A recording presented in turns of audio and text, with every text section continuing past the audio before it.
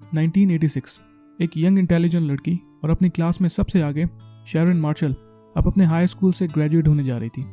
अपनी काबिलियत और मेहनत की वजह से शैरन को जॉर्जिया इंस्टीट्यूट ऑफ टेक्नोलॉजी में फुल स्कॉलरशिप दी गई, जहां उसका इरादा था कि वो एरोस्पेस टेक्नोलॉजी को पढ़े, क्योंकि शैरन का ख्वाब था कि वो नासा में काम करे। लेकिन इतने अच्छे इंस्टीट्यूट में स्कॉलरशिप मिलने के बावजूद भी वो कभी कॉलेज गई ही नहीं और नासा में उसके काम करने का ख्वाब एक ख्वाब ही रह गया। एक्चुअली ग्रेजुएट होने के वक्त शैरन प्रेग्नेंट हो गई और उसने ये बात किसी को भी नहीं बताई, यहाँ तक कि अपने बॉयफ्रेंड को भी नहीं। शैरन ने सीक्रेटली उस बच्चे को जन्म दिया और उसे अडॉप्शन के लिए एक अमीर खानदान में दे दिया।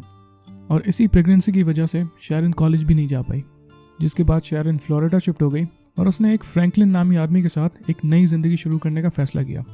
फ्रैंकलिन के साथ रहने के बावजूद शैरन ने किसी और को डेट करना शुरू कर दिया और वो दूसरी बार प्रेग्नेंट हुई। और इस बार भी शैरन ने प्रेगनेंसी को एक सीक्रेट ही रखा, लेकिन इस बच्चे को एडॉप्शन के बजाय उसे खुद रखने का फैसला किया। और 1988 में शैरन ने जन्म दिया माइकल ग्रेगरी मार्शल को, और उस बच्चे का ख्याल फ्रैंकलिन और शैरन दोनों साथ मिलकर रखते थे। फ्रैंकलिन एक पेंटर था, लेकिन पीठ पे इंजरी की वजह से उसने काम करना बंद कर दिया था। तो घर चलाने के लिए शैरन ने एक डांस क्लब ज्वाइन कर लिया, लेकिन क्लब से पैसे मिलने के बावजूद भी शैरन ने इंश्योरेंस वालों को ये बताया हुआ था कि उनके पास कमाने का कोई जरिया मौजूद नहीं और अपना गुजर बसर करने के लिए उन्हें गवर्नमेंट के दिए एड के पैसों की ज़रूरत है। तो वो दोनों अपनी ज़िंदगी गवर्नमेंट के दिए हुए पे चेक्स के थ्रू गुजारते थे। क्लब में शैरन ने बहुत सारे दोस्त भी बनाए, लेकिन वो अपनी 18 साल की कोवर्कर शैरिल कुमैसो के साथ बहुत ही क्लोज थी। शैरिल का उनके घर भी आना जाना लगा रहता था, लेकिन फ्रैंकलिन को शैरन की ये दोस्त कुछ खास पसंद नहीं थी और उनकी अक्सर आपस में छोटी छोटी बातों पर बहस हुआ करती थी। 1989 में फ्रैंक, शैरन और शैरिल तीनों वीकेंड की छुट्टी मनाने एक बोटिंग ट्रिप पर गए, और वहाँ पर भी फ्रैंकलिन और शैरिल का आपस में किसी बात की वजह से झगड़ा शुरू हो गया। और गुस्से में आके शैरिल ने सोशल सर्विस में एक कंप्लेन दर्ज करवाई कि शैरन को क्लब से पैसे मिलने के बावजूद भी वो लोग झूठ के तहत गवर्नमेंट से पे चेक्स ले रहे हैं, और ये एविडेंस देखकर गवर्नमेंट ने उन्हें एड देना बंद कर दिया। शैरिल की हरकत पे गुस्सा होकर फ्रैंकलिन उनके क्लब पहुंच गया और वहां उन दोनों की बहुत बड़ी लड़ाई हुई। कुछ रिपोर्ट्स के मुताबिक फ्रैंकलिन ने बहस करते करते शैरिल को पंच मार दिया, क्योंकि क्लब में मौजूद लोगों ने शैरिल को जख्मी नाक के साथ बाहर निकलते हुए देखा था। इसी लड़ाई के कुछ दिनों बाद शैरिल अपनी दोस्त के पास ट्रैवल करने के लिए अपने घर से निकली, लेकिन उसने अपने फादर को ये कॉल करके बताया ही नहीं कि वो अपनी दोस्त के पास पहुंच चुकी है। और परेशान होकर शैरिल के फादर ने उसकी फ्रेंड को कॉल की जिसके पास वो जाने वाली थी, लेकिन उसकी दोस्त ने बताया कि ना ही शैरिल उसके पास पहुंची थी और ना ही शैरिल उसकी कॉल्स रिसीव कर रही थी।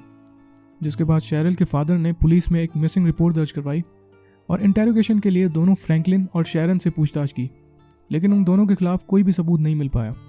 पर इंटेरोगेशन के थोड़े ही टाइम बाद उन्होंने शहर छोड़ने का फैसला किया और 1989 में वो दोनों ओक्लाहोमा में शिफ्ट हो गए और यहाँ आके शैरन और फ्रैंकलिन ने शादी कर ली।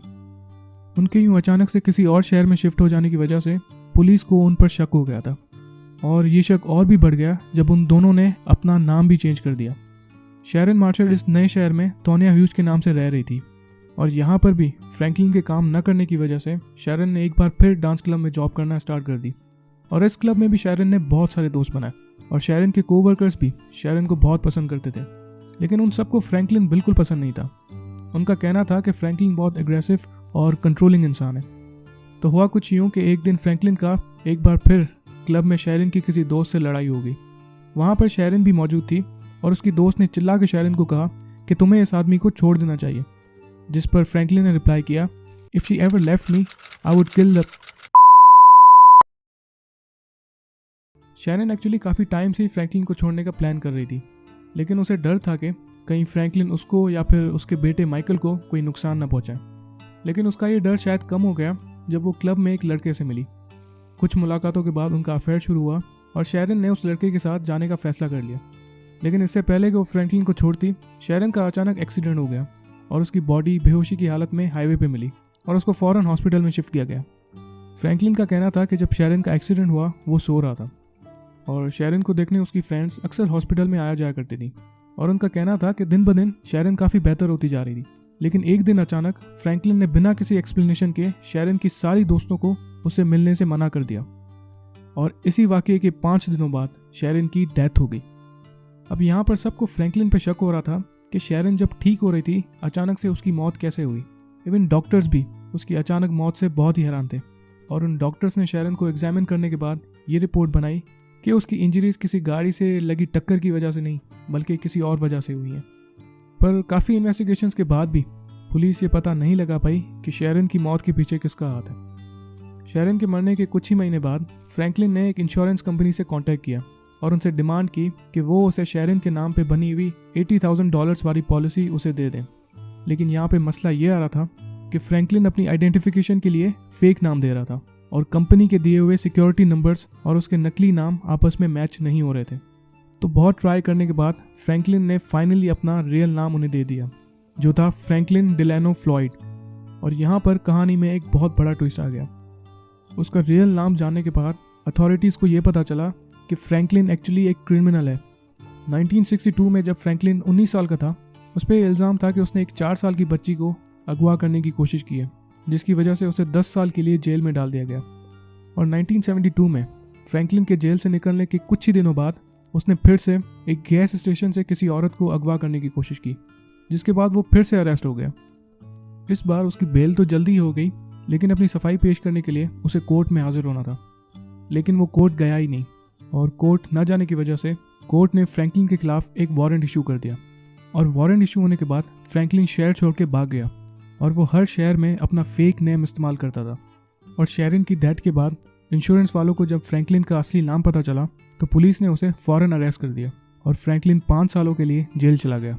और इस पूरे टाइम शेरन की डेथ से लेकर फ्रैंकलिन के जेल जाने तक माइकल एक फॉस्टर हाउस में रह रहा था। फ्रैंकलिन का कहना था कि वो माइकल का रियल फादर है, जिसकी वजह से माइकल को अक्सर जेल लाया जाता था ताकि वो फ्रैंकलिन से मिल सके।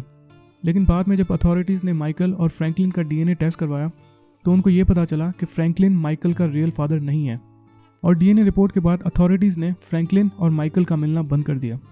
और 1993 में जेल से निकलने के बाद फ्रैंकलिन ने कोर्ट में एक केस किया कि माइकल को उसके साथ रहने की परमिशन दी जाए, क्योंकि उसके मुताबिक वो माइकल से बहुत प्यार करता था और उसका पूरा हक था कि वो माइकल को अडॉप्ट कर सके। लेकिन कोर्ट ने फ्रैंकलिन की ये रिक्वेस्ट डिनाई कर दी। और फिर 1994 में फ्रैंकलिन माइकल के स्कूल गया और गन पॉइंट पे स्कूल के प्रिंसिपल जेम्स डेविस और माइकल को किडनैप कर दिया। इसी वाक़ये के कुछ घंटे बाद पुलिस ने प्रिंसिपल जेम्स डेविस को तो किसी तरीके से रेस्क्यू कर दिया, लेकिन फ्रैंकलिन माइकल को लेकर भाग चुका था। और पुलिस के 2 महीने ढूंढने के बाद फाइनली उन्होंने फ्रैंकलिन को पकड़ लिया। फ्रैंकलिन एक्चुअली अपना ड्राइवर्स लाइसेंस बनवा रहा था और वहाँ से पुलिस को फ्रैंकलिन के बारे में पता चला। पुलिस ने फ्रैंकलिन को तो अरेस्ट कर दिया, लेकिन माइकल कहाँ था ये फ्रैंकलिन के अलावा किसी और को पता नहीं था। और फ्रैंकलिन बिल्कुल भी तैयार नहीं था पुलिस को ये बताने के लिए कि उसने माइकल को कहाँ पर रखा है। पुलिस के बहुत ज़्यादा ढूंढने से भी माइकल ना मिल पाया और किडनैपिंग चार्जेस पे फ्रैंकलिन को 52 ईयर्स की सज़ा सुनाई गई। फ्रैंकलिन के अरेस्ट होने के 1 साल बाद 1995 में पुलिस को एक ट्रक मिला और ये वही ट्रक था जिसको फ्रैंकलिन माइकल को किडनैप करने के लिए उसके स्कूल लेकर गया था। और उस ट्रक में से पुलिस को एक बहुत बड़ा एनवेलप मिला जिसमें 97 फ़ोटोज़ मौजूद थी। उन फ़ोटोज़ में से बहुत सारी फ़ोटोज़ एक ऐसी औरत की थी जो कि बंधी हुई और उसे बहुत ही बुरी तरीके से मारा गया था। और उसकी कंडीशन देख के पुलिस बिल्कुल भी ये अंदाज़ा नहीं लगा पा रहे थे कि वो लड़की आखिर कौन है। और 1996 में पुलिस को उस लड़की की आइडेंटिटी का पता चला। वो लड़की और कोई नहीं बल्कि शेरिल कुमैसो थी, शेरिन की वो दोस्त जो कि क्लब में उसके साथ काम करती थी। वो एक्चुअली जब अपने दोस्त से मिलने के लिए अपने घर से निकली थी तो फ्रैंकलिन ने उसे वहीं से ही किडनैप कर दिया और फिर उसको मार दिया। लेकिन उन फोटोज़ का एक दूसरा पोर्शन भी था जिसमें फ्रैंकलिन एक अंडरएज छोटी बच्ची को सेक्सुअली अब्यूज़ कर रहा था। अब इस केस को समझने के लिए हमें थोड़ा सा पास्ट में जाना पड़ेगा। अपनी कोर्ट की डेट स्किप करने के बाद फ्रैंकलिन अपने शहर से भाग गया तो दूसरे शहर जाके उसने एक औरत सैंडी चिपमैन के साथ शादी कर ली। और उस शहर में फ्रैंकलिन अपना नाम ब्रैंडी विलियम्स बता रहा था और इसीलिए सैंडी चिपमैन को भी उसका असल नाम पता नहीं चल पाया। और फ्रैंकलिन और सैंडी की जब शादी हो रही थी तब सैंडी के 4 बच्चे थे, लेकिन सैंडी चिपमैन का अपना रिकॉर्ड कुछ सही नहीं था। शादी के बाद सैंडी एक फ्रॉड के चक्कर में 30 दिनों के लिए जेल चली गई और वो अपने बच्चे फ्रैंकलिन के हवाले छोड़ गई। अपनी सज़ा काटने के बाद जब सैंडी चिपमैन अपने घर आई तो ना ही उसे अपने बच्चे मिले और ना ही फ्रैंकलिन। और बहुत सालों के ढूंढने के बाद सैंडी को फाइनली अपनी 2 बेटियां एलिसन और एमी मिली, जो कि एक सोशल सर्विस ग्रुप के साथ रह रही थी। और उसी के कुछ सालों बाद सैंडी को अपना बेटा भी मिल गया जो कि उस वक्त तक बहुत बड़ा हो चुका था। लेकिन सैंडी की एक बड़ी बेटी भी थी सुजैन, जो कि उसको कभी नहीं मिल पाई। एक्चुअली ट्रक से मिली उन फोटोज़ में जो दूसरी लड़की थी वो सुजैन थी। और यहाँ पर इस कहानी में इतना बड़ा ट्विस्ट आया कि सारी अथॉरिटीज़ हैरान हो गई। और वो ट्विस्ट ये था कि शैरन मार्शल का असली नाम सुजैन था और वो फ्रैंकलिन की बेटी थी, और फ्रैंकलिन ने अपनी ही बेटी के साथ शादी की थी।